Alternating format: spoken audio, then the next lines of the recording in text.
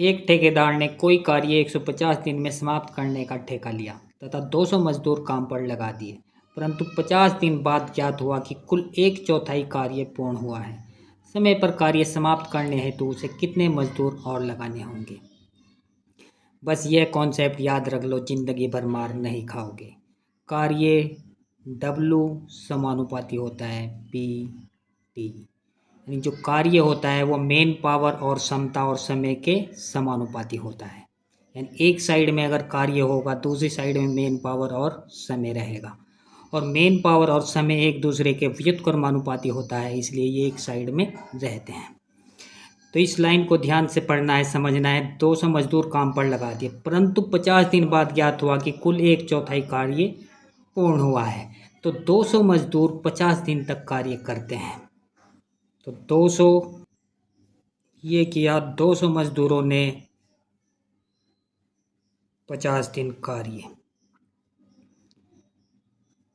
और बाकी जो दिन बचे हैं 50 दिन पूरे हो चुके हैं, तो 150 में से 50 क्या दिन बचे हैं अब 100। इन 100 दिनों में कार्य पूरा करना है, और हम यह मान लेते हैं कि इस कार्य को जो पूरा करेंगे लोग वो X है, X मजदूर इसको पूरा कर पाएंगे। और इन्होंने जो कार्य किया है उसको गुणा में इधर लिखेंगे, और इनका जो कार्य है उसको गुणा में दूसरी साइड में लिखेंगे। तो इन्होंने कार्य जो किया है वो किया है 1/4 कार्य, तो इसको गुणा में इधर लिखेंगे 1/4।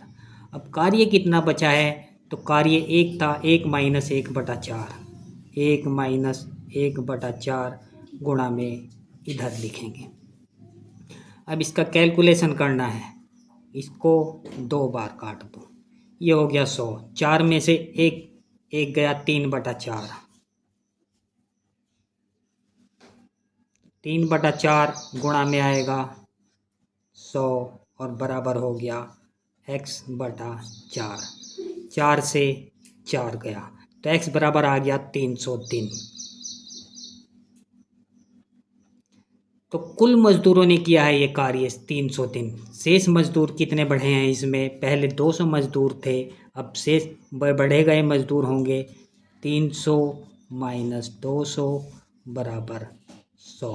तो 100 मजदूर और बढ़ाने पड़ेंगे, ऑप्शन बी राइट आंसर होगा। अब नेक्स्ट क्वेश्चन, किसी व्यापारी ने 140 अलमारियां नीलामी में खरीदी। उसने उनमें से 80 अलमारियां ₹4,000 के लाभ पर बेची और शेष ₹1,200 की हानि पर बेची। यदि उसने 10% का कुल लाभ प्राप्त किया हो तो प्रत्येक अलमारी की लागत क्या होगी?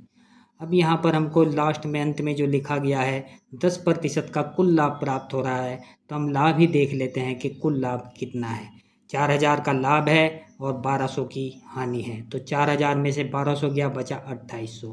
अलमारी को छोड़ देते हैं, तो लाभ है हमारा यहाँ पर 2,800 रुपये, और ये बराबर है कुल लाभ है हमारा 10%।